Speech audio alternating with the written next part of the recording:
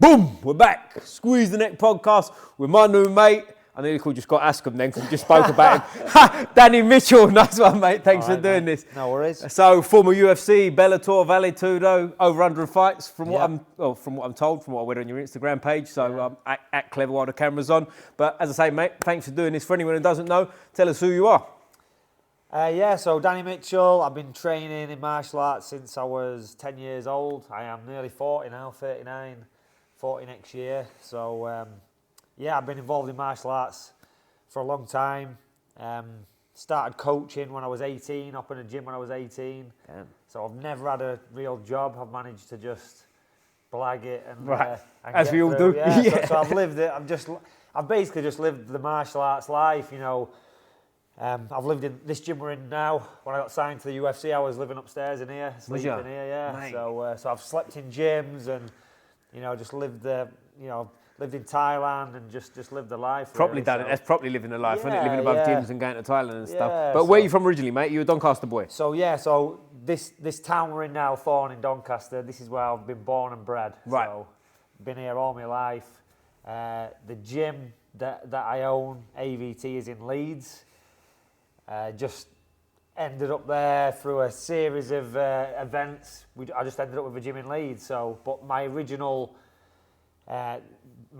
gym was this place that you're in now. Mm-hmm. So I had an MMA gym here, and then when I ended up migrating over to Leeds, I gave this to the boxing club. So this is a thriving amateur boxing club now, and they have professionals and stuff here. So I'm still involved with it, and the MMA gym is based in Leeds now. So, but I'm all over. I'm not just like in one place. It's fairly close anyway.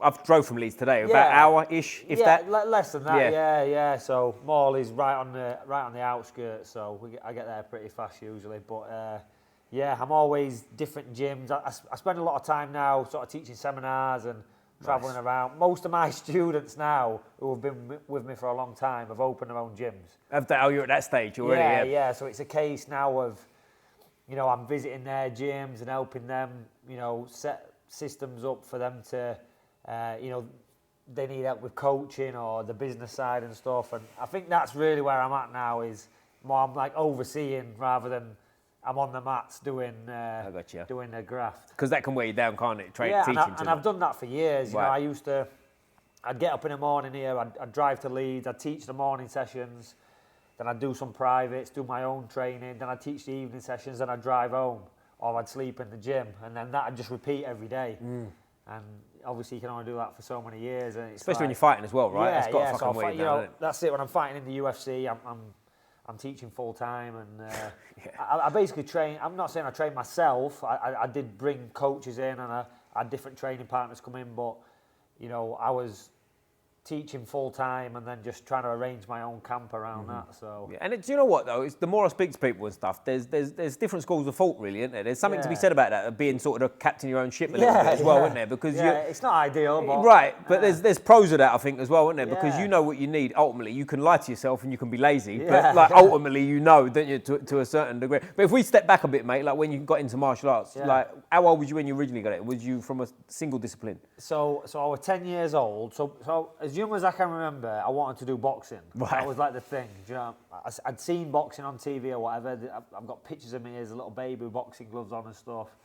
And my dad had boxed when he was younger, but he was kind of forced to do it. Right. It was kind of like, this is what you're going to do. And he had a couple of fights, but he didn't want to do it. And he ended up later in life getting into judo, and he really liked judo. So when I said, I want to do boxing, he was like, no, he sort of didn't want me to do that. He didn't think that I'd be into that. So then a friend of mine, when I was growing up, his dad had a taekwondo school.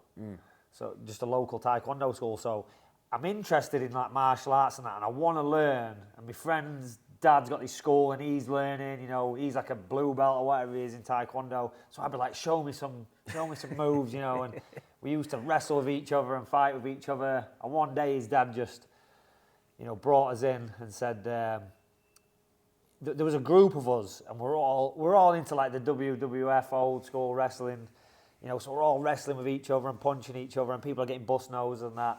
And my friend's daddy said, I'll give you all a month free to train. try and teach a bit of discipline. And so we all went down, me and all my mates. And my mates were into football and other things as well. So they kind of did a few sessions and dropped off. But I was like, this is brilliant. You know, I'm here every night. That month free that we got, I was there every night learning. And I just wanted to know more. And then I think my parents could see then that, oh, no, he does really want to do this. You know, he's interested. And because it was martial arts and not boxing, they were like, yeah, that's fine, you know, you can get into it. So they allowed me to train. And then from then on, it was just like, I wanted to learn everything. And I'm buying like martial arts books, DVDs. Well, not DVDs, but then it was VHS. Yeah. So we're getting all these things. And yeah, I remember I always used to make notes, you know, writing techniques down and stuff like that. So I was like, at that point, I just went fully in on martial arts, even at 10-year-old. It's mad that, isn't it? 10, because you look at a 10-year-old now, it's a baby, isn't it? Really, to be doing that. I know in your own head when you're 10, you're older than what maybe you look and whatever. But like boxing, for my money, when I was that sort of age, like there was boxing, people did karate, judo was a thing. But other than that, you'd get like kung fu, some taekwondo, things like that. But it was very kind of linear, wasn't it? Like MMA was nothing. That wasn't really a thing. And in this area, we were very lucky that we had this taekwondo school on our doorstep. Right. So, you know, we could get there and there were loads of kids training there. And it was good, but I did want more, do you know what I mean? I'm like, there's a big world out there. I'm reading these martial arts books and seeing all this stuff, you know. And I'm thinking, where can I find this? So I remember from an early age, I remember looking in the newspaper and seeing you know, like adverts for like martial arts schools in different villages. And I'm like, Dad, will you take me to this other martial arts school, you know? So from a young age, I was like cross-training, really. But it might be like there's a fucking Hapkido class at the other side of Doncaster. Do you want, go, Dad. I want to learn whatever it is, you know. So, you know, Wing Chun, whatever. Back then it was whatever. And it was all separate as well then, yeah, wasn't it? It was separate and that, So I spent a long time doing that. And then at the Taekwondo club, on a Saturday, they used to have this guy come in and teach kickboxing. And they were all like kicking each other in the legs, and they were all like tough big blokes. And I was only, you know, 12 years old at this point, and I'm like, oh, can I join in? They said, oh, well, it's for adults, but we'll let you join in. And all these blokes would like beat me up and give me dead legs and stuff, and I was like, wow, this is what I want to do.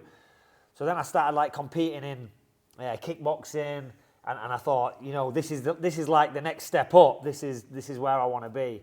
And then through doing that, then I started seeing people doing Thai boxing, and it's like, well, that's what I want to do. And then eventually I ended up going back to boxing, which was the original thing that I wanted. So it was, martial arts was kind of the back door into get into boxing. To convince your parents? Yeah, basically, like, so they would allow me to do it. So, but yeah, I just had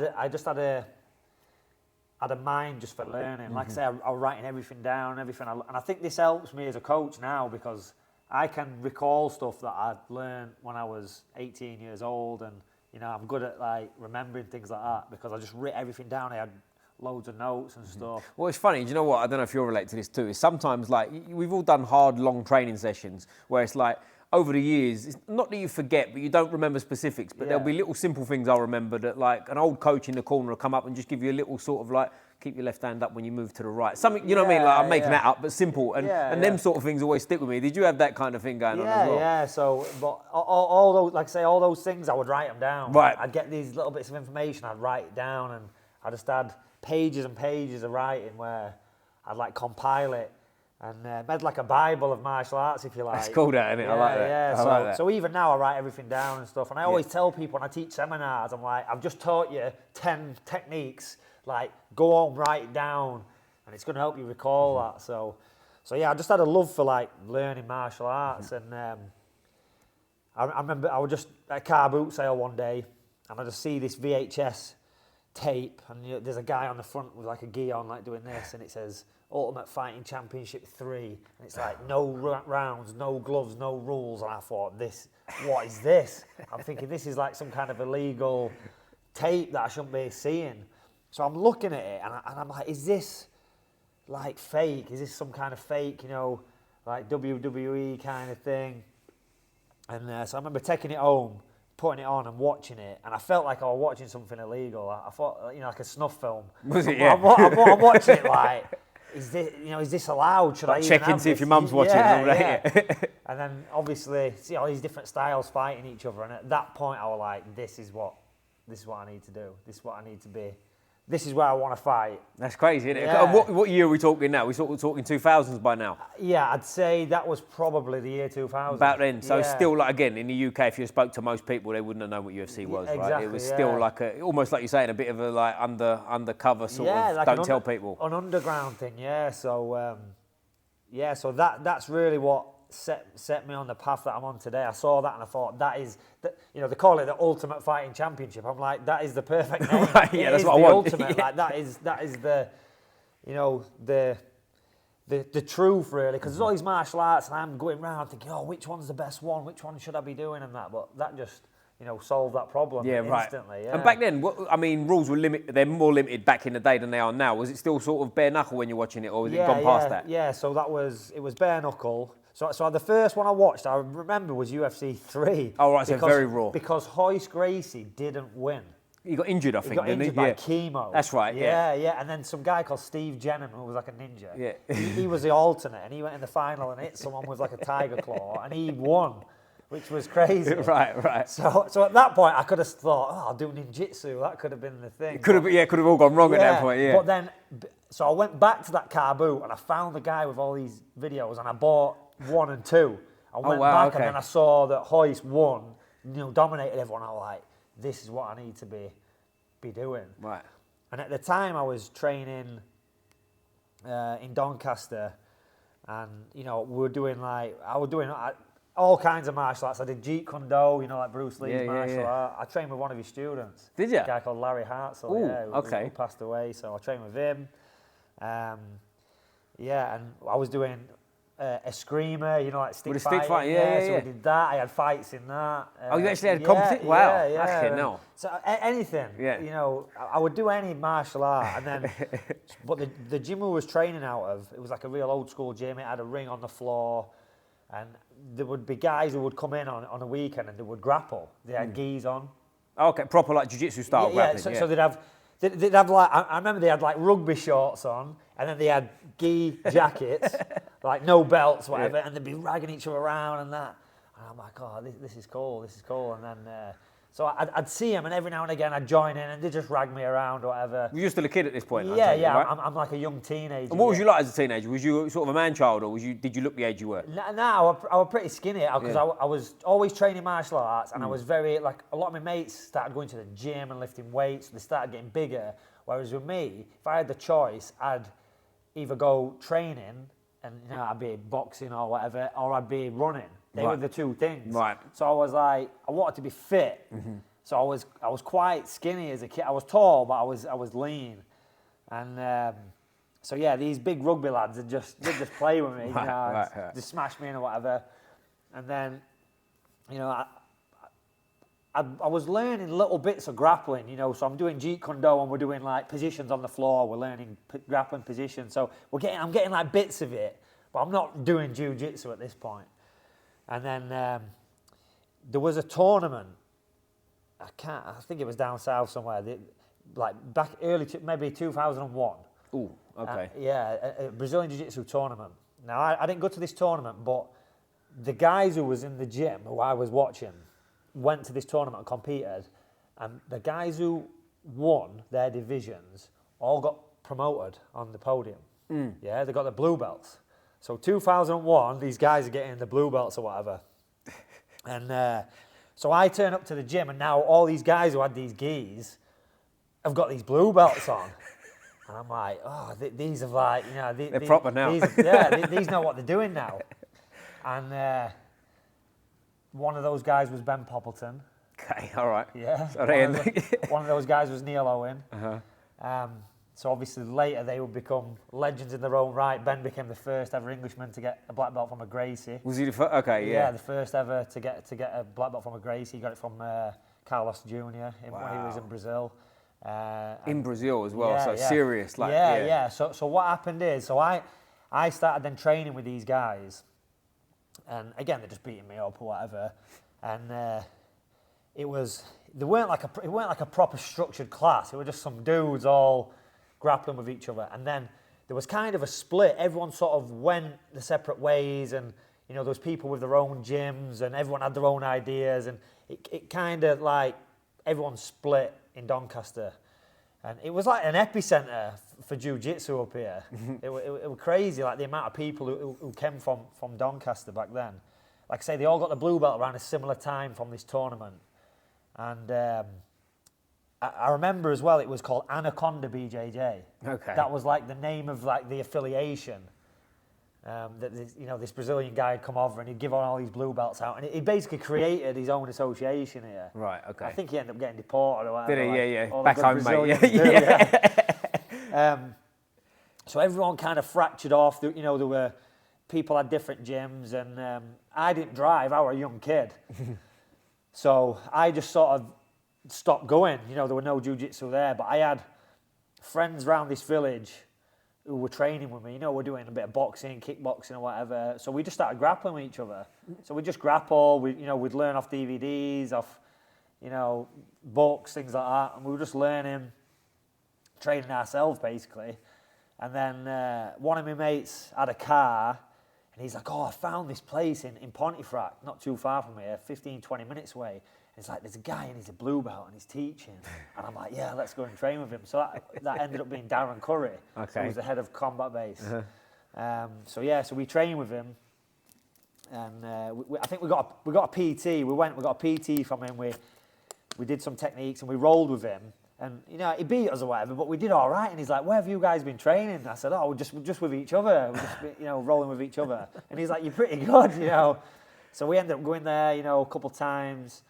And then he said to us, listen, there's a guy coming from America, a black belt. Do you want to train with him? So I'd never trained with a black belt at this point. That was Chris Houter. So he got his black belt off Higa Machado. Right. So he came over and, he did a seminar. So there's like 50 guys there. And he made us all roll. So we're rolling. And I think if you get submitted, you had to just sit out by the side. So it gets down, it's just like me and one other guy left. So I think I submitted the other guy, but then we both got promoted. We both got our blue belts. Oh, okay. Yeah. Back in the day as well, serious, isn't it? At that we both point. got our blue belts, and then I think I wasn't driving at that point, so I was like, I must have been 16, when I got that. And then everybody whipped me, and And that was the start, really. And then I was like, this is what I need to be doing. I just need to do jiu-jitsu. So I kind of sacked everything else off. I'm like, forget all these other martial arts. Let's just do jiu-jitsu. So, with the plan to do what at this point? Is it just no real plan, just like doing jiu-jitsu? Like, in the back of my head is still this UFC thing. Like, that is what I want to do. But at this point, the UFC is not like it is now, where these well-rounded athletes. It's like, literally, I'm thinking, I just get really good at jiu-jitsu, and I am going to be Hoist Gracie. Yeah, I'm just going to go in there and beat everyone just with this pure martial art, and I don't need anything else. Right. Was this around the sort of time where it started going a bit, or getting banned in certain states and all that sort of stuff? So it's going away a little bit, wasn't it? So it's kind of getting banned, and I don't think the viewing figures were very high, so it was still really underground. They weren't doing there was no regular shows. It weren't like every month there's a show. It's like sporadically a show will pop up and stuff. And even access to them, like, I'm not on YouTube watching like the latest fights. Right. It's like I'm trying to get a hold of a video of a fight that happened 3 months ago. So it's tough. And there were other tournaments as well. There was like one called Extreme Fighting. I managed to get like a VHS of that, and like World Vale Tudo Championship from like 1997. That was another one. I got a video of that. That's cool. So I was getting these videos and watching these guys fighting. So the plan was still to eventually fight.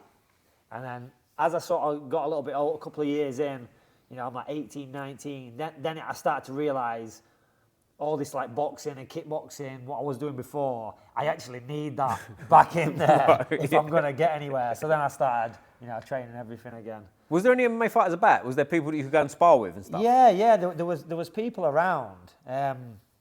Like I say, when I got into it, I didn't have I was a young lad. I wasn't able to drive and stuff, so it was tough. But then, as I got a little bit older, I got a car. Then I could start to go to different gyms and stuff. And So there was people who'd had like a couple of pro fights here and there, and oh, right, okay. So there was like an MMA scene, but it weren't that big. Were they like sort of like, for lack of a better term, were they like the local tough guys that worked on the doors or something like that? Is kind of what I'm seeing like in my imagination for this time period. Yeah, I mean, not really round here. They were more just.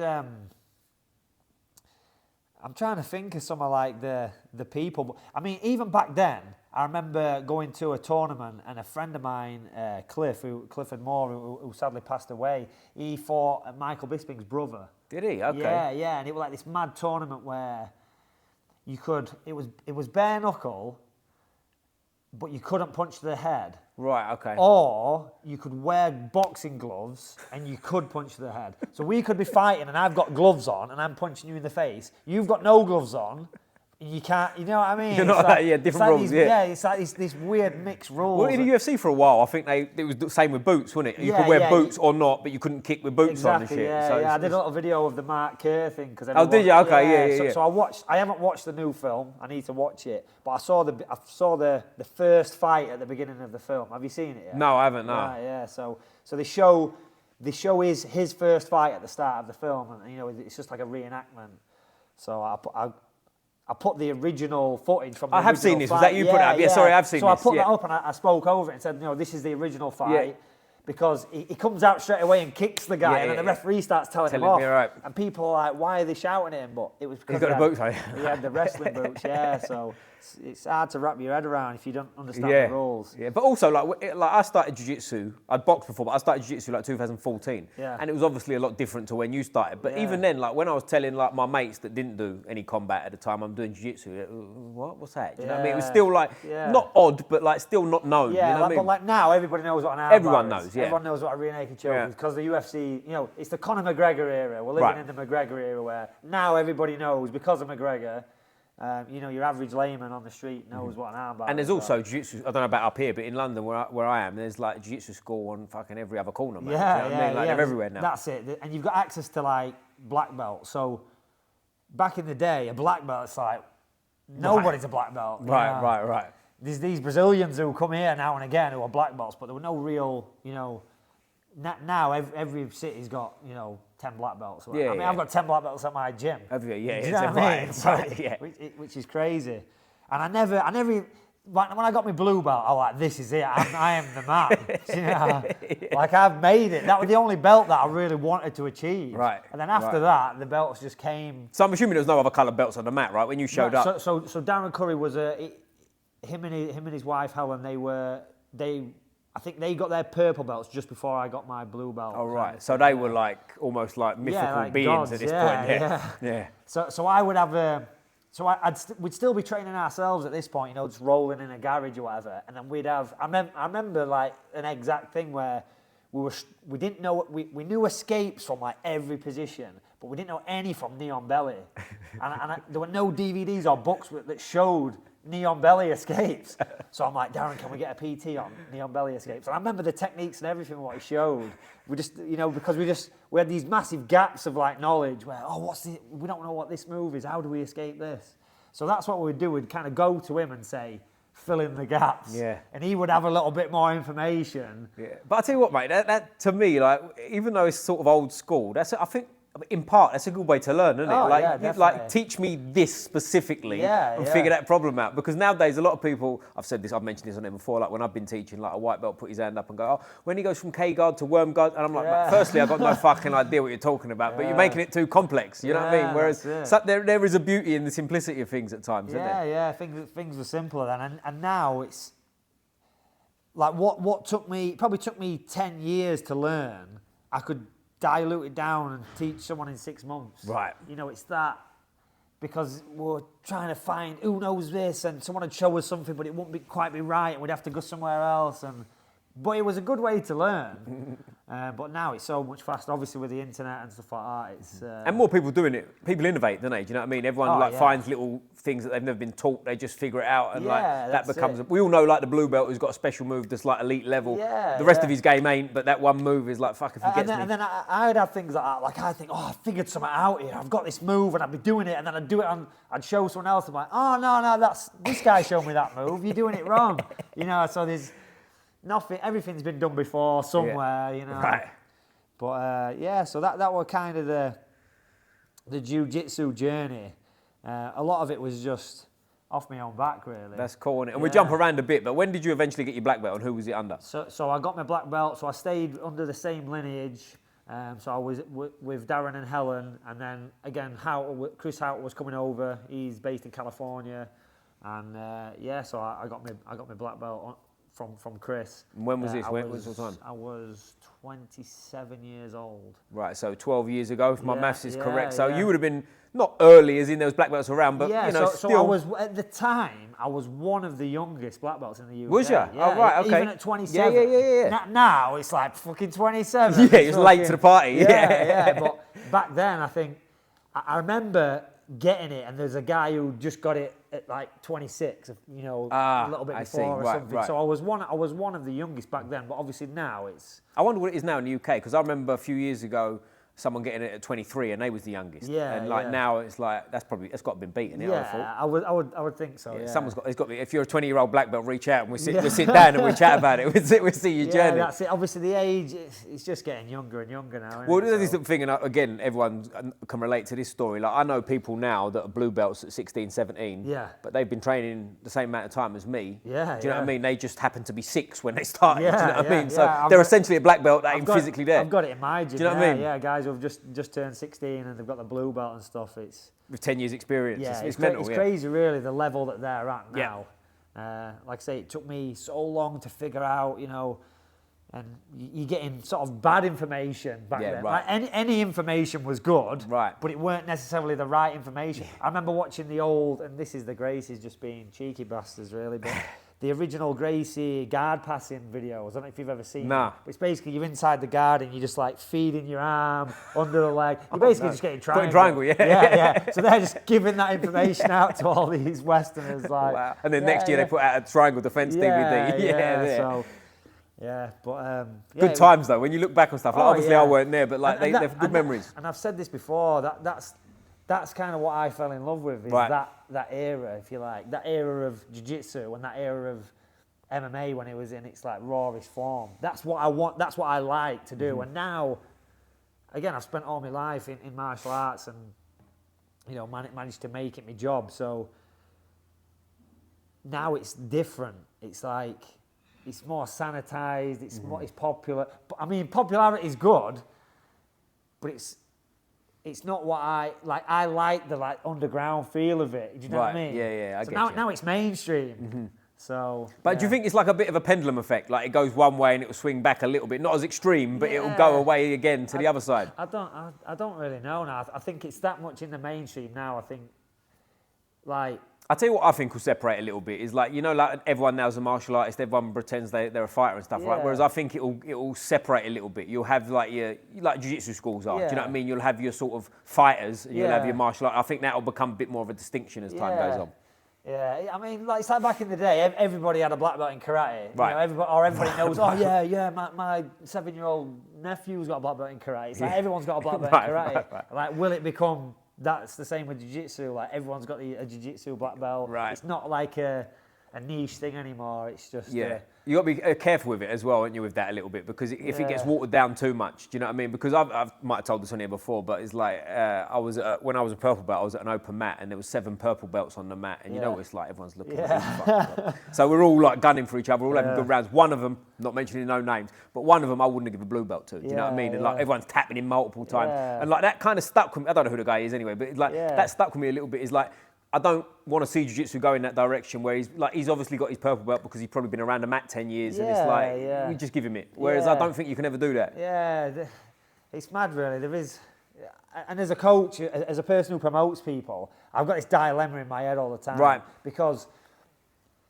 you know, I've got guys who've been training, some people they just accelerate. They get on the mat and the level just accelerates, and it's like, wow, I'm just promoting them. You know, it seems like every few months I'm giving them a belt, and you know, they're winning competitions and stuff. And then you've got the guys who are they're just there and they're always on the mat, and you know, it's 10, 15 years later and they're still there, and they're a big part of the club, but they've just not made them improvements. And it's like, do they deserve some kind of reward? Do you know what I mean?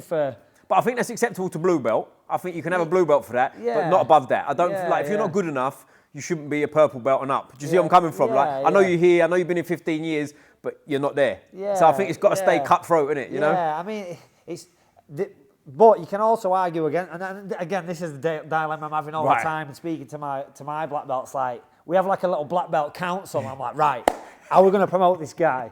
Give me your views, you know. And it's like, is a black belt, you know, is it relative to the person? Yeah.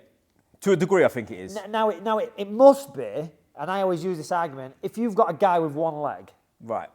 he can be a black belt. Yeah. Because he can get as good as he can be with one leg. Right. Or if he's blind. Yeah. Or, you know, any kind of disability. Or he's 60. Yeah. So that's another thing. Age is a factor as well. So if that's right, then everyone could be a black belt. Because if they are at 100% on their own scale, you know, they've hit 100%. Like, they cannot physically get any better than they are they... It's true. I know what you're saying. It's true. But then a part of me goes, but he's still a blue belt. Yeah, You know what I mean? It's tough, isn't it? It is hard. It's so tough because, you know, if everybody can't achieve that, it's sad really that, you know, and it's easy for me being a black belt or whatever, and I'd say, oh, he can't be a black belt, he can't be a black belt. Like, but there's something nice to that because then a black belt matters, right? Oh, yeah, Whereas it's like, for example, now, if we fast forward 40 years, your knowledge is going to be more than it is now, but you're not going to be physically able to impose it. Yeah. Where, what do you mean? You're not a black belt anymore? Of course you are. Do you know what I'm saying? So Yeah. knowledge comes into it, I think, as well, doesn't that's it? a big part of it, yeah, because you might have guys who are, maybe they're really good at teaching. That's their thing. They're good at teaching, but in competition they don't do well. Right. So is there a teaching black belt and a competitive black belt? You know, are they different things? I think there's an element of that too, but I think the issue lies is if you're, say, you're not too old, you're in your mid-30s and you're a black belt, and there's a blue belt and he's tapping you. Yeah, That's when I go, can't have that. Do you know what I'm saying? Yeah, You see where I'm coming from? Yeah. Because it shouldn't be a physical thing yet at this point. Like, you're just not good enough to have the belt you wear. Yeah. But I don't know, I'm not the best person to speak about it, you know? No, like, honestly, it's just a constant dilemma. Yeah. But everybody should be able to achieve it. You Right. know, I think. But they just need to give it 100%. Yeah, and it's a lot of dedication, isn't it? Like, And it's not. I think the mistake people make along the way, and I think we've all probably done it at certain ages, training too hard. Yeah, whereas too much overtraining. It's more of a commitment versus right, okay, 6 days a week we're going to fucking spar like crazy, which there's benefit to as well, but it is that way up, isn't it? Yeah, and then sometimes it's like I have to sit people down and be like, "What's your game?" Right. Yeah. Because if you just turn up every day to training, and you're there, you know, you've brought yourself, you're in the class, you're doing it the same as everyone else, but you could still be, you're just going through the motions. You know, you've got to have like intent, I think. So when I wanted to get better, I mean, I still want to get better now, but I always used to have like a plan in my head. So I'd be turning up to training, whether it's rolling with my mates or going to a different gym or whatever, and I'd be like, this is the game I'm going to play. And it might not be my A game, it could be my Z game. You know, it's like I'm going to put myself in, you know, I'm going to let the guy pass me guard and I'm going to work side control escapes. Right. That's what I'm doing this month. And I wouldn't tell anyone, I would just do it. Yeah. And then, you know, I'd do that and then I'd work, then the next month I'd change it and I'd do something else. Right, I remember when I was trying to get better at submissions, I'm like, right, I'm only going to tap people with triangle chokes this month. So even if I'm on like a knee bar or an arm bar or a kimura, I'm not going to finish it. I'm going to try and figure a way out I can triangle them. That's cool. You know, so I would do that, and I'd do that for a month, and then, so I like doing that. And even at our gym now, we have I get all the black belts, and we decide a topic for the month, like what we're working this month. So it could be, you know, guard passing. Then every black belt can teach their own style of guard passing. Right. So it's more intent rather than technique in specific. Yeah. And then, you know, we know that everybody's working on the passing this month and, you know, rather than just, what are we doing today? Let's just do these. But that's a good way to be, I think. And it takes a lot to put your ego in check as well, doesn't it? Because if there's someone on the mat, it's all right doing that to people you know you can do it to. But then if there's a geezer over there that always gives you hard rounds and today you're like, I'm not going to my A game, I'm going to try and triangle. You've got to be in charge of yourself, a little bit. Yeah, so it's good. It's a good way. And I always try and teach that when I'm teaching seminars and when I'm coaching people is, you know, like I say, I've got these guys that maybe they're turning up and they're always there, but it's like, what's the intent? What on the mat? Like, what are you trying to achieve? Like, you want to get to the next level. What are you working on? You know, if you're just playing your A game every time, you know, you've got all these fucking holes everywhere. Right. You need to start filling those holes in. So, yeah, I think that's like I sort of naturally did that because of the way I was learning. I was like, right, what don't I know? I need to find what this is. Or people ask me questions and say, oh, you know, I want to work on this position. And I'm like, right. So I'll go away and I'll check all my notes and I'll try and figure out what I've learned over the years around that position. And I'll ask other people and I'll try and give them like a mini seminar, if you like, on that one thing. So I'm always learning as well. I think you've got to be though, haven't you? Yeah, because like there's that many new positions. You can't be the stale guy. Back in the day, I had a good leg lock game back in the day. I think I was ahead of the curve. I was winning fights, matches with leg locks. MMA fights with and jiu-jitsu matches and people like, oh, you know, people come in and asking me about leg locks. I'm teaching classes on leg locks. I'm like a little bit ahead of everyone. Now I'm like fucking way behind. I'm like scratching my head like, what are these fucking positions? But here's an interesting thing as well, and I'm sure you'll sort of relate to this as an MMA fighter. Like, there's a lot of specific leg lock stuff you almost don't want to go too deep on because you're putting yourself in a bad situation, right? Yeah, I mean that's the thing with me. Even though I'm like a black belt in jiu-jitsu or whatever, there's way better black belts out there than me in pure jiu-jitsu that would just fucking destroy me. But it's like my style was always around fighting. So when I'm coaching from like an MMA perspective. So I don't want to be messing around in positions where I can easily just get punched and pounded out. And that's why you don't see leg locks too often in MMA, just because the positioning is not great. So you've got to teach it with a, you know, the view that you're going to get punched or stomped on or whatever. Right. You know? So you've always got to go back to that. Yeah. What's it for, sort of thing? Like, why are you doing it? Like my gym.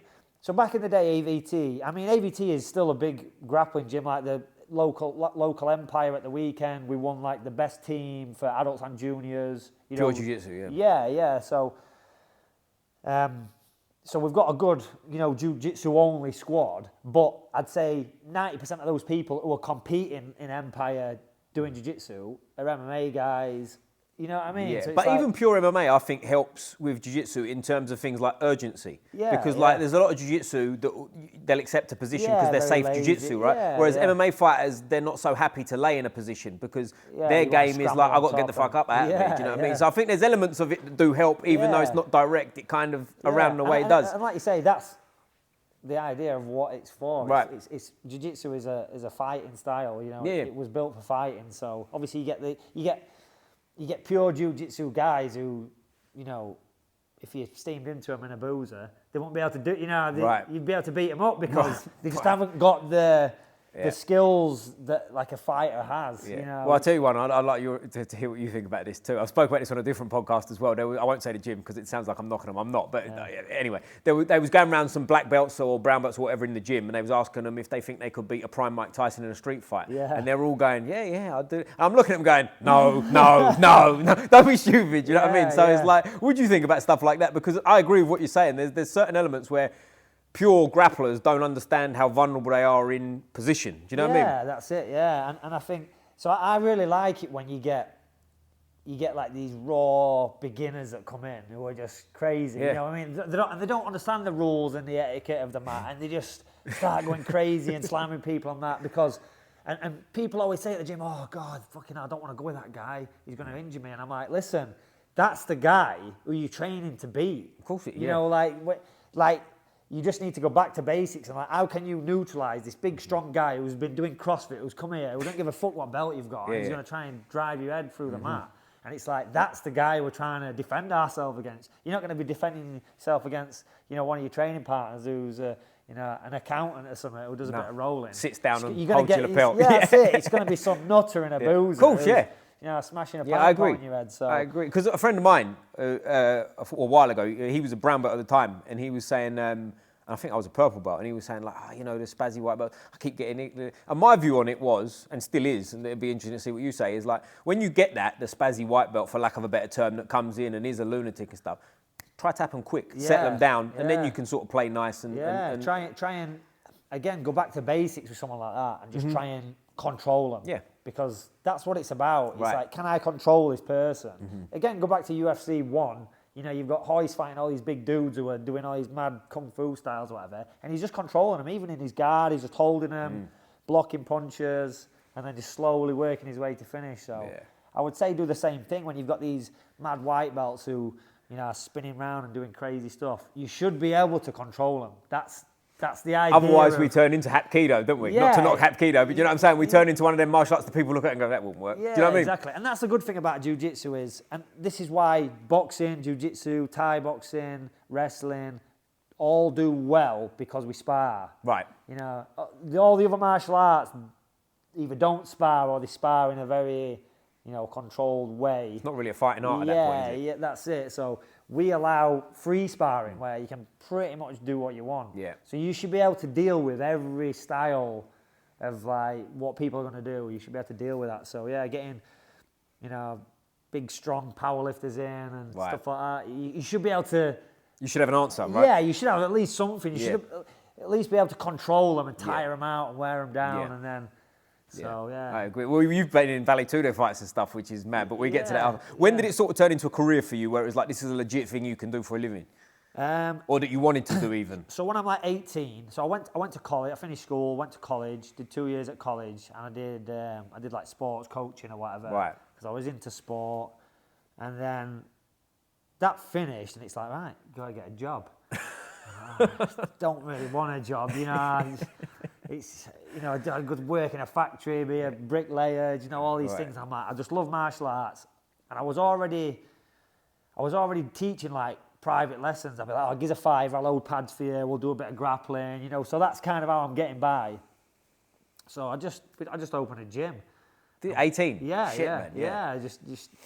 And I just started coaching and just making enough money just to get by and, you know, get a car and, you know, and then it just, back then it was more about, I just wanted training partners. Right. You know, As in sort of train people to get good enough to train with you. That's basically that's it. So I'm training them up to be my sparring partner. Right. And then I wasn't really bothered about making, well, I didn't know you could make money from fighting as such. I just saw it as this thing where, you know, you can compete, and it's just something I wanted to do. You know, I wanted to fight. So I'm teaching these guys, I'm getting fivers here and there, and I'm just managing to survive. Should have gone for a tenner, mate, not a fiver. I know, yeah. And that it always makes me laugh because like people now still charge a $5 a session up here sometimes. Oh no, really? I'm like, I was charging that when I was fucking 17. Yeah. So I'm doing that, and I'm fighting.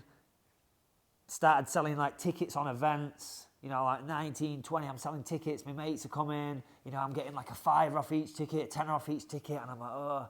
Then eventually I get good enough where my coach at the time is like, you know, you could have a professional fight. And I'm like, all right, yeah. He's like, we'll give you 250 quid. I'm like, I thought it was going to go different. I thought he was going to go, you're getting good enough that your coach is going, you're going to have to start paying me now as well.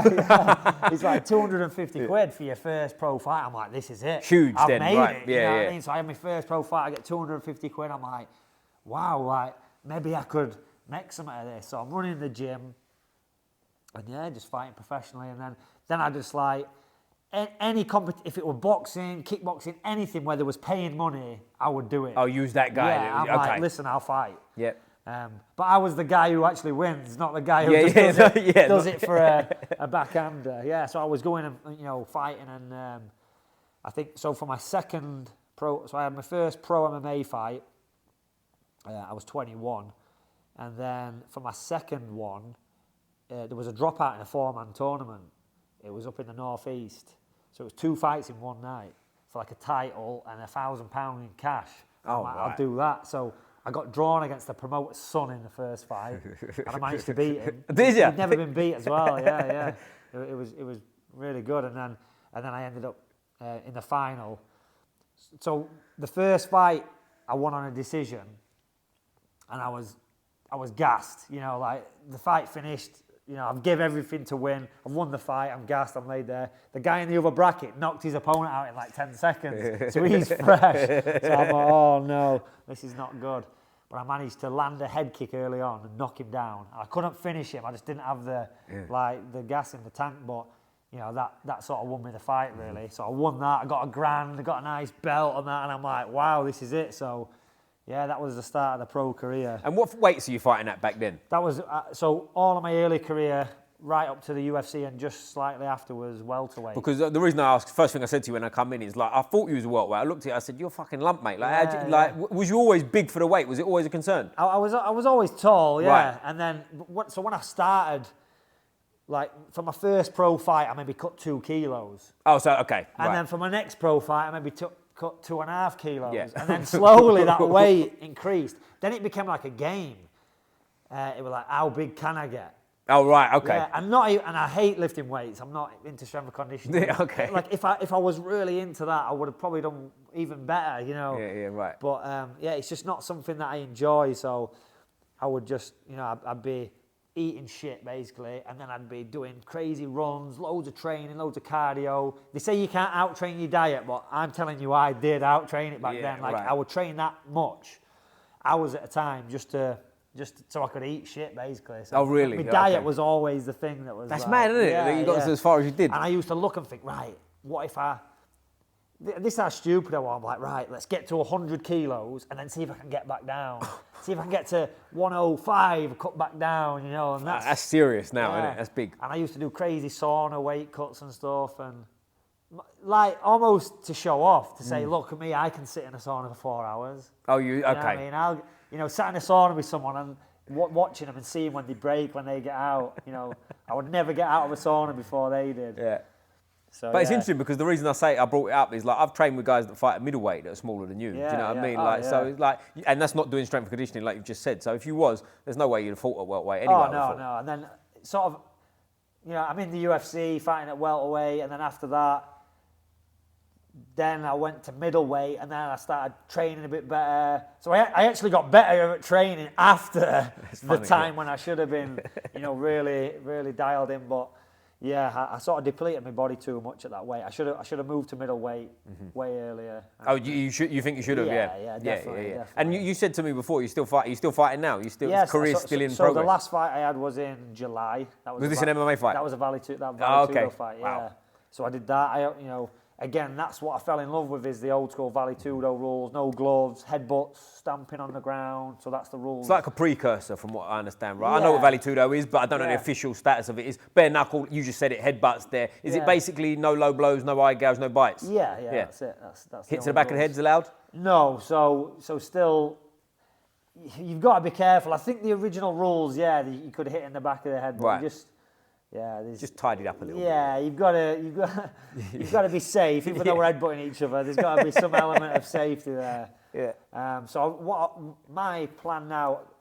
So I've been looking for a fight in December, but I'm that busy because I manage lots of fighters and I'm travelling around. I've just been in Italy at BKFC. Yeah. Grateful for that, by the way, because we spoke yesterday. Late flight. Still pulled it in for the boys. Yeah. So I was supposed to be back a day earlier. So. People have got to check out your Instagram, by the way, the old eye poke defence. I'll leave it there. But I thought that was brilliant. I reposted that. Doing stupid stuff. Shout out to Big Tom Aspinall. Yeah. So, Cyril should have got DQ'd for that, definitely. Yeah. But I'm always travelling around and stuff. So it is hard. Like, even though I am still fighting, I'm still doing the same as what I did in the past, where I'm just training myself. I come in here, I do a bit of training, I teach a class. I'm still just doing my own thing and then fighting off the back of it. So. But with the experience you got, do you find that a benefit sometimes to have your own sort of like time, if you like, where it's like, get out of my way, shut up, I want to do this? That's it. Yeah, I've got my own schedule and stuff, and I do like it. And so I have been kind of looking for something December, try and finish the year off. And I've had a few opportunities, just like big opportunities, dropping my lap, and then they didn't work out. I was going to be on Quintet, the one that they just did in the Middle East. And then that fell out, and all these things. So, but you're still hungry for it, aren't you? I'm sitting here with you now. It's not like. It. So, but my thing is now. So one thing is I want to fight in Japan. Never fought in Japan. I fought all over the world, America, Eastern Europe, but I've never fought in Japan. So that's like something I want to tick off the bucket list. So fight in Japan. I'd love to put on like an underground Vale Tudo event. Would you? Yeah, Nice. yeah. So imagine like a UFC 1 style event. Yeah. Oh, right, yeah. You know what I mean? Proper like, one, yeah. Yeah, do. Reborn. Yeah. And it'd be hard to find people who had like one style who were willing to fight. Yeah. You know, you're gonna get just. Well, you'll get people pretending they got one. Yeah, style. Do you know what I mean? Like, yeah. It's just gonna be MMA fighters. Yeah. But yeah, so I'd love to put on like an event like that. And, That's interesting. And have a few more Vale Tudo. Well, if you put that event on, I definitely want to be there to see that. That would be historic, I think. And I want it to be underground. I want it to be like dirty looking and sort of, yeah. Because everything now, it's like again, we've been at the BKFC in Italy, massive arena. I don't know how many people were in there, but it was full of people. You know, and it's very like, it's all VIP tables and it's all, you know, the lights and the media and it, you know, it's brilliant. But that's the mainstream now. That's normal now. Yeah, it's right. like, I want something that's kind of where people walk in and they think, wow, is this, you know, when I first watched that first UFC and I felt that, like I'm watching something illegal. Yeah, you want that back. That's what I want. I want that. I want to walk into an arena and be like, should we be here? Yeah. I got you. So that's the kind of vibe I'm going for. So I definitely want to put at least one event on. But there's a place for that, I think. I think people will love that. Like, Yeah, you know what I mean? Like, even you saying it now, first thing I said was, I've got to be there for that. I've got to see that when it goes. Yeah, that's it. There's people that want that. And I would limit it as well. I'd limit the amount of people that could watch. Would you? Okay. You know, I'd keep it like a small, you know, maybe say 200 people or something. So it's like a small group. Rather than having a big arena all posh and stuff, have like an old warehouse somewhere. Right. You know, do it that way. I'll tell you a question that comes to mind straight away is like, what is, for preparations more so than anything else, what's the difference between like an MMA fight and a Vale Tudo fight? The preparation is just the same. Is it? Okay. Yeah, it's just the same. Obviously, all you're factoring in is positionally. Like when I'm in a position, I'm like, could I be headbutted here? Could I get stomped on here? So I have to adjust based on that. Now you can't really headbutt each other in training, stomp on each other in training. You can kind of show. Right. You need a training partner you can trust, and you can kind of show where the shots would be. I gotcha. You can't really replicate it until the night, and then you just got to go for it. So. Well, I'll tell you the thing that I think more so, and you'll know obviously better than me, but is like the bare knuckle aspect is the biggest thing that I think would from the outside would change, right? Yeah, because you can't punch the same. Yeah. Is that true? Am I somewhat in a neighbourhood with that or not? Yeah. I mean, because I'm involved a lot in bare knuckle boxing, and the big thing that I find is the guys who've done MMA do better than the guys who've got like boxing background. Makes sense, doesn't it? Because you're used to having small little gloves, open hands, clinching a little bit, you know. So I think going from MMA to bare knuckle is not it's not as big of a change as going from like a boxer with a boxing glove on to bare knuckle. So yeah. And I mean, I've had loads of fights outside and stuff as well, so I'm, you know... Not to use the hands, yeah. It's just normal, you know. It don't feel... To me, it don't feel any different. Do you do like specific hand conditioning? You I see just people... punch the bag with no gloves on. Yeah. I'll tell you one thing I'd do, like, not that I'm fighting bare knuckle, but is, do you know Frank's Noble Art is? Frank Guilford, right? So he's been on the podcast. Shout out Frank, we're going to do another episode soon. I've got his gloves, I wear his gloves. They're 8 ounces. I don't wrap my hands, nothing. And it's basically the biggest difference. Frank, if this finds you, mate, and I'm butchering it, you tell me. But the thumb isn't attached. So you can actue clench your fist, which I think makes a big difference. Yeah, because that's the problem with a glove is you kind of like this. Yeah, it's kind of, exactly, So when the guys are fighting bare knuckle boxing, they tape the wrist and then they tape the thumb in there. That's why they get the strength in there. Right. So you still get breaks. You're still going to get breaks, but you know it strengthens it up. But the Vale Tudo one, we agreed to not have anything. You know, no wraps, no wrist wraps, nothing. Just so it was raw, you know. And I think it looks cooler. It does look cooler. You know, on the video, we've just got nothing there. Yeah. So and you got the old school shorts on as well. Yeah, the Vale Tudo shorts. We just tried to bring it back. It's cool, isn't it? But I think there's something to that. Like Josh Barnett thought it was a grappling match, wasn't it? But like catch wrestling, he sort of like, I don't know if he said it specifically, but represented catch wrestling, right? He had the boots, the little, even more briefs he had on, didn't he? But like, it's cool, isn't it? Like traditional stuff, I think that should stick around to me. Yeah, that's it. And loads of people have been messaging me like, oh, what's this event? You know, where can we watch more? So that was just a one-off fight. It was on a bare knuckle boxing show. Oh, was it? Okay, I didn't realise that. We was the main event. That's cool. Yeah. Was the crowd going nuts for it? Was they were like, they couldn't believe that. Like, afterwards, the people saying, is this illegal? Like, are you allowed to do this? Because we did it right at the end of the night because we were worried that, you know, if we did it earlier on and we started like stomping on each other and headbutting each other, they'd be like, whoa, whoa, whoa, and they'd stop the show. So it kind of didn't get promoted fully as like a no rules fight. All right. Was it one of them jobs like BKFC? Vale, Tudo. Yeah, we just promoted it as a bare knuckle fight, Yeah. So that's cool, isn't it? That's cool. And who did you fight? David Round. Okay. And what's his background? Welsh kid. So he's just had his 98th fight and he's just retired. 98. Yeah. So it was that fight was my 109th and his 98th. So we've been around fighting on the same shows for years in MMA and stuff. And he's done boxing, he's done kickboxing, he's done bare knuckle. So we had like a similar amount of experience, and he's a nutter as well. So when I put it out there into the universe, like, who wants to do this? He was like in my inbox, like, yeah, definitely, straight away. Let's do it. Yeah, that's cool. Let's headbutt each other. So yeah, he's retired now. It would have been nice to see him get to 100 fights, but I think he's just like injuries and just too many miles on the clock, so to speak. So. You've got a lot of life to live after fighting as well. Yeah, you've got to keep that in mind, I think, for people. Same with me. I've got so many injuries and stuff like that. So I'm not, I'm not coming to win any titles or anything like that. I just want to rattle some more fights off. But you got the main one, like sitting here talking to you now, you're sharp as they come. Do you know what I mean? In terms of talking, like, because someone with 109 fights, I've spoke to people that have had way less than that. Make up your mind who, and they don't speak that clearly. You know? Yeah. I think that's a good thing about, because I've had a lot of boxing fights as well, but I try and fight in a way where I'm not getting my head punched in all the time. Right. You got to eventually, ain't you? Because you can't have 109 fights if you are, can you? Yeah, that's it. So it's you've got to look after your brain and stuff like that. And I have had times in my life where I've had problems and I've been forgetting stuff and but yeah, you've got to look after yourself. Yeah. But for me, it's just going to be so hard to retire because I get up in the morning and I know that I've got this fight booked, and it just gives me that motivation to train and to eat a bit better. And when I haven't got that, it's like. But I think you can switch that other ways. Like, you've got fighters coming up behind you. You're not just going to stop doing martial arts, right? You're still going to train with them, spar with them, and stuff. So it's like you still got to be the top cat in the gym, for lack of a better term. Haven't you? You can't suddenly be old fucking Danny. But the thing is, now I've got all these guys that I can kind of just push that onto someone else. You know what I mean? Like, I don't have to be the enforcer anymore in the gym. I've got guys who I can say, you're in charge now. You give it to that guy, and I can just sit back and watch. So it's but I'm gonna just keep fighting as long as I can. Good on you, within reason, And then again, so I am.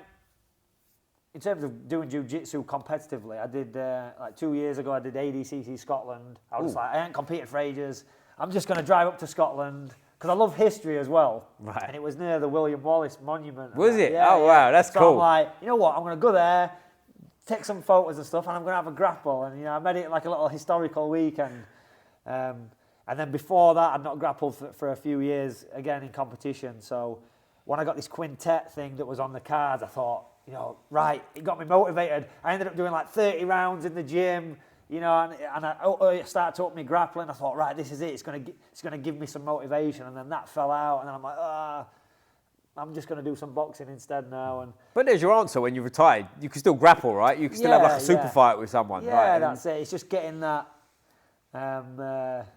What is it? Like when I'm fighting, and I know I've got a fight, and I get excited, and because I know it's going to be crazy, and I know there's anything can happen. But with grappling, it's like a little bit less. There's less danger, isn't there? There's right. Less it's not a fight. Would you say it's a fight? No. Right, that's what I was going to say. It's not a fight grappling, is it? No, it's a match. It's just a competitive match or whatever. So it's like, there's not that. I don't think I've got that urgency to win in grappling as much as I would have fight. Because of the danger aspect, yeah. Exactly, yeah. So if we're having a grappling match and you lock my arm, I'll tap. I can understand that. But, I mean, years ago, I remember... Like, I would not tap to shit, I would like, that guy. I would let shit break, I would go unconscious, Right. Now, like, cause I went through a spell, like, all my students, I would never tap to one of my students. If they caught me legit, I would not tap, I would try everything to get out, I'd break my own neck to drag my arm out of an arm bar. But now, if I get caught, it's like, well done, mate. Yeah. And, well, there's the Craig Jones rule. You heard the Craig Jones rule? He that? speaks about it. He says if someone taps him, he lets him tap him another couple of times because he's like, no one will believe they tapped me 3 times. I need to start using that, yeah. So yeah, I think I've got like less of an ego now in terms of grappling. Whereas before I did treat it like a fight. Whereas now grappling to me, it's not that big of a thing. But for me, grappling, I would need to grapple somebody. The match would need to excite me. Right. So like with Quintet, there's like at my weight there was like Nyman Gracie. So to grapple a Gracie would be amazing. Who's been an MMA fighter as well, hasn't he? He's done MMA fights. Exactly. Yeah. So or to grapple like one of the top Japanese fighters, or it needs to be like a bit of a name, like an ex-UFC guy, something like that. Yeah. I don't want to get tapped out by Jeff who won Empire Stoke-on-Trent. Right, yeah, Stoke-on-Trent Open, yeah. yeah, I hear that. I mean? And he's got a scalp on the record. Yeah, and I'm like, damn, he got me. He got me, yeah. Yeah, so, yeah, so I will grapple, but yeah, it just needs, I'd love to travel, because I love traveling, I love history. So I'd love to travel different countries and, grapple in different countries and stuff. Mate, you've answered it already. You never got to retire. You just go take a show on the road, as they say, innit? Do you know what I mean? But I'll tell you one thing I want to speak about. It's like when you got the call for the UFC, what's that like? Yeah, so I actually got that upstairs there. I was asleep Sitting up there. Yeah. Sleep up there. Yeah, so it was freezing. It was freezing and it was snowing outside. And I remember waking up, like all my body cramping up and just that cold. I had like some little heater just in front of me, like, ugh. And then I just checked my phone. It's 4 o'clock in the morning. I've just got loads of emails. Check one, and it's UFC contract. And I had one of my students. So what it was, it was December 2013, and it was all the trains had stopped because of the snow. So it was snowing outside, and my mate lived in York, and I'm like, just come and stay with me in the gym. So he's like asleep, and I wake him up, and I'm like, I think I'm in the UFC. And he's like, no way. And we had like this little celebration. Like, yeah, fucking yes, I'm in the UFC. And then we went back to sleep, and I woke up in the morning, and it was that cold. I thought it was like delirium. You know what I mean? I'm like, did that really happen? I thought, well, just that cold, I'm just like having mad thoughts. And then went in my emails and it were there. And I'm like, it's true, I'm in UFC. Because you didn't delete it in your delirious state. Yeah. We're just a bit of a mad thing. So, was it, because I'll tell you one of the things that people have said on here that have got UFC things in mad situations or whatever like that they was either really excited about it or some of them got like really emotional about it. Was there any of that with you, or was it just like, yeah, fuck it, I'm in there? Yeah, it was weird because it came at a time where, like, I always wanted to be in the UFC. I'm having these pro fights and I'm winning. I win a few, then I lose one, and I'm like, I'm back to the drawing board. And I tried to get in the Ultimate Fighter twice. First time I went, I was down in London, and I was like 2 weeks out from my pro debut. Right, so I'd not even had a pro fight, but there was guys who were going in who were like 1-0. So I thought, I'll speak to Dana White and I'll tell him, listen, I've got my pro debut, 2 weeks, I'm going to win, definitely, and then I can be in. So that's what I said, and he's like, well, you've not had a pro fight, so we're not sure, we don't want to say yes, and then you lose, or... So they said no at that point. And then a bit later on in my career, I think I was like 12-3 or something, I'd built a bit of a record, and they was doing the UK versus Australia. The Smashes, I remember that one. Yeah. Robert Whittaker won it, didn't he? Yeah, so I'm like, right.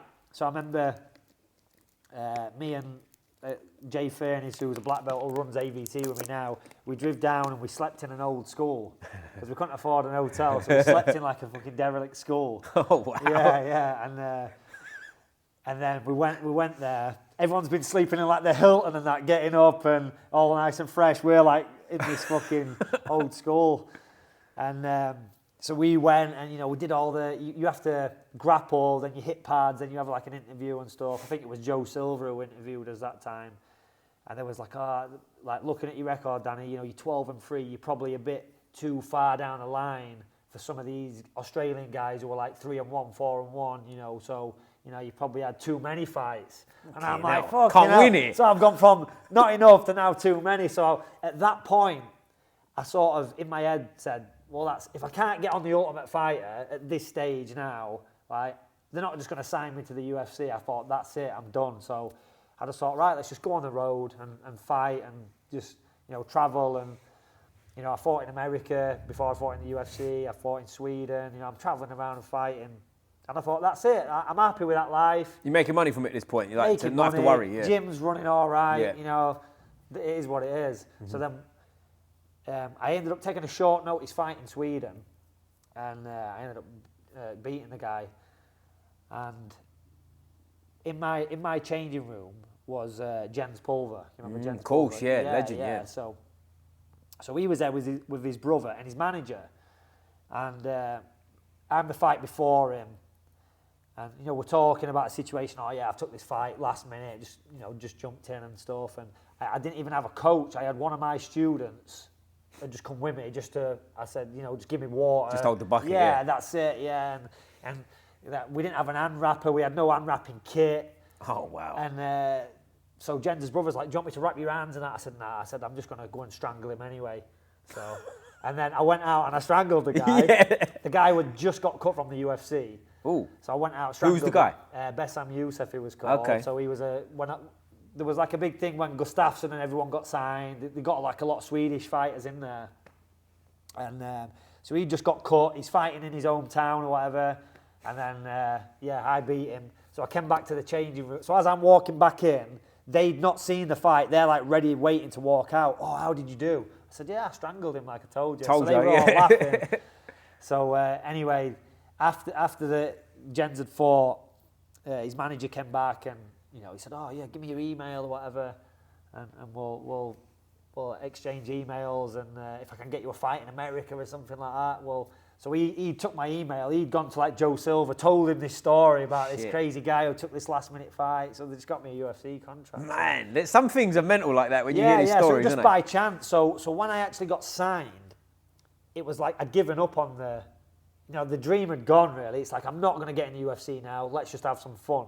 And through just doing it and not chasing it that hard, just turning up for a laugh, beating someone, and that's what got me in. Well, I think there's something to that, like a freedom. Do you know who Louis Sutherland is? He just fought on UFC, right? I do, he got heel hooked, actually. He did, yeah, but he broke the other guy's leg. He did, he's a beast of a man. Lou, we're going to do it again soon, mate. He's a good guy, even though he supports Tottenham. Never mind. But we did it about a year ago, podcast, sat down, a good laugh with Lou, and we was chatting. And he was basically, he'd come out of his Bellator contract at the time, and he was basically like almost sounding like he was done with MMA just because of opportunities, and like he's going to box and do all this. And then within a few months, he'd had like a couple of fights, LFL champion and all that, and then less than a year after we sat down, he's in the UFC. You know what I mean? But I mean, I haven't spoken to him about this, and he'd be obviously able to speak about it better than me. But it was like, it seemed like it almost the freedom of it, of just going whatever. Like you stop chasing it. It works. You can almost chase it too hard. Yeah. Just allow it to happen naturally, kind of thing. And he's a handful. He's going to be a problem, I think, if he puts the pieces together. Side note, funny story. John Durant, shout out John Durant as well. I was doing a pad session with him. I turned up at Rival Gym up in London. And I'm in there, and I'm thinking, that's good, right? I feel, some days you're like, I feel quite sharp today. I think I'll have a good session on the pads. I go in there, bang, bang, bang. I look, Big Louis on the pads before me, and you go, come on, bro. I'm not gonna look good after this fucking gorilla, am I? But anyway, shout out Lou, mate. I hope you're well. But yeah, like going forward from the UFC and stuff like that. What's it like when you get to the show? Is it sort of lights, camera, action, a big deal? Yeah. But I think at that point I'd fought on big shows already. Right. Again, I'd fought in America. Okay. I'd fought on these big shows in Sweden, and then so when I actually got there, it was I'd already experienced like big international shows. And don't get me wrong, it's the biggest, and the best, and everything runs like clockwork and stuff. But I'd already sort of felt it a little bit. I'd been on these big shows in America and thought, wow, I've made it already.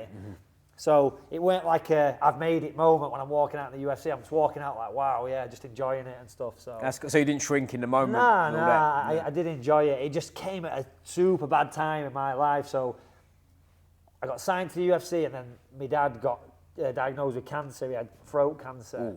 And they were like doing some tests and stuff. So for the first fight I had at the O2, he managed to come and watch me there. So he's in a wheelchair, like, really bad health, and then a few months later he died, so he just went really downhill. So then my next fight was scheduled, but my dad had just died, and so I think I was a few weeks out from fighting in Las Vegas. So I'm like, listen, my dad's died, I need to take some time out. Yeah, sound. And then a few weeks later, they just sent me another date. This is who you're fighting, this is the date. And I'm like, at this point I think, I can't really can't really say no to this. It's like they've just dropped this on me toe. So, you know, I've just buried my dad, and it's kind of like, if I say no, are they going to cut me? As you know, right. So I just had to fucking roll with it. So I ended up having the second fight. So I lost 2 decisions. Both of them were close fights, but both of them were just bad times. You know, I weren't training properly. I weren't properly prepared. Right. I had to be around, you know, with my mum, with my family and stuff like that. Yeah. So it came at like the worst time. And then, it's ruthless, the UFC, you know, 2 losses, 3 losses sometimes, and you get cut. My manager at the time were like, listen, they know the sketch, you know, you're going to be all right, they'll give you another fight, but nah, I got cut. And that was it. Yeah. What's that like, that feeling? Yeah, it was shit. I was like, oh, that's it, the dream's over kind of thing. Was you thinking about getting back in? Did you think you'd get back in? You know what, I didn't. Oh, really? That was it, yeah. And I've spoke about this before. I think the problem that I had is my dream was too small. So from being a kid, I saw the UFC, and I never watched it and thought, I want to be the UFC champ. I watched it and said, one day I'm going to fight in the UFC. So when I'd done that, it was like I ticked off that thing. So I think the hunger weren't there to like get back in and go on a run and go on a tear and try and, you know, it was kind of like, I've done it. You know, what I set out to do, I achieved. I went from me training myself, getting to the UFC. Now it's like, what's next? What should I do next? Do you regret that? Do you have regrets about that? Not really, because that's just, I guess that's just how I wanted to do it, you know. So I could have definitely changed things and done things different. I could have fucked all this off and just gone to like, you know, Jackson Winklejohn or something like that and just said, train me, you know, and try to get back in the UFC and that. But yeah, I'm happy with my life. I like my life. And I can say I've been in the UFC. Not many people can say that. And, well, not many people can say they podcast with 2 UFC fighters day after day either. Within about 17 hours, if my maths is correct. So that's not bad going, is it? Fun fact for you. So the day, this is the UFC being bastards. So when Scott made his UFC debut, it was in Sweden. So I flew to Sweden, and that day is the day the UFC cut me. So the day Scott made his debut was the day I got caught. Ouch. That's not good, so I'm in Sweden all excited, like, I get to watch all these fights. Did they cut you before the fight? And then they were just like during the event, I got an email, it's like... So you just deflated watching your mate? Yeah, like, fucking hell. Yeah. Sad times. But the main thing is, my dad got to see me in that first fight, you know what I mean? He got to see me achieve my childhood What dream. was the event, the O2? It was Gustafsson versus Jimmy Manuwa. I was there for that one. Yeah. So I would have seen your fight. I didn't realise it at the time. So the fight actually ended in a funny way because it was a close fight. You know, lots of people saying I won it. It was me who was pushing for the finish all the time, and I think I ended up on underneath a little bit, but I was always attacking. I ended up on like a few leg locks. I ended up on a deep heel hook, and I could hear his knee cracking and stuff. I messed his knee up, but he was Wouldn't a go, Brazilian who didn't want to tap. Right. He was a nice guy actually, and then so I'd had loads of attacks on his legs, and he weren't tapping. So we get to the last 30 seconds, and he tried to triangle me. I managed to escape, and I ended up on his legs. We ended up in 50-50 guard. But at this point, like, heel hooks just aren't working. Right. You know, it's slippery. The guy, and again, I can hear him going pop, pop, pop, and then my grip's slipping, and the guy's just not tapping. Like I know he's not going to tap. So I'm like, at this stage, what can we do? We're stuck in 50-50 guard. Nobody wants to unlock. So I can't get on top. He can't get on top. So we just start punching each other. And it looks terrible. There's like a gif of it. We're both just here, just trying to punch each other. 50-50 guard is the worst position to ever try and punch someone. Yeah. So for 30 seconds, we're just like, just punching each other. And it was like a funny end to the fight. It was pretty cool. Everyone was cheering and that. And it's a shame if he'd have tapped like that, could have changed everything going forward, couldn't it? If he'd have tapped, you'd have had a win. Could have done, yeah. Just one of them things. He was just tough. And again, it was me who were pushing for the finish all the time. But positionally, he just ended up in the better position. Sometimes ended up on top of me because, again, a lot of my fights, I jumped a flying triangle on him. Did you? Yeah, Wow. yeah. All right. So I've landed a flying triangle before, a few times in competition. Nice. And then I did it on Bama, an old Bama show. I got Dean Hammersinger, who was an Ultimate Fighter veteran. I got him. He was a coach on the Smashes, actually, Yeah, at he the was, time, wasn't he? yeah. So I flying triangled him. Did you? Yeah. And finished him. So, that was a big thing. So I thought, fucking hell, land one of them in the UFC. I'm walking on with 50 Gs. So I jumped a flying triangle, but the guy was like a 3rd degree black belt, Pan Am champ or something. Right, okay. So it was a bad match really for me. It was more like, at the time, more of a Jiu Jitsu, jumping for submissions. That were kind of how I was winning fights. Then they just stick me with this really good black belt who's like, got a good knowledge of submission defense. Thanks, guys.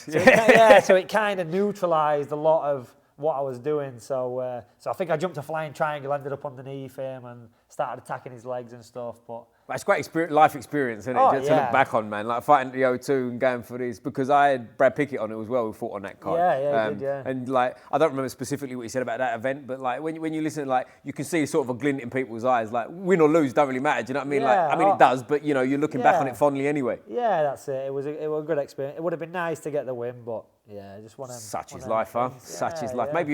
Maybe you get another shot at the UFC if you knock out a few Vale I Tudo don't guys. know, yeah. That's the thing now. I'm 39 now, so I know that UFC doors fully shut. But saying that, there's a lot of heavyweights who are. I think if you're heavyweight, you can like ride that a bit longer, can't you? Maybe that's our route, mate. Maybe we bulk you up a bit and we get you in there.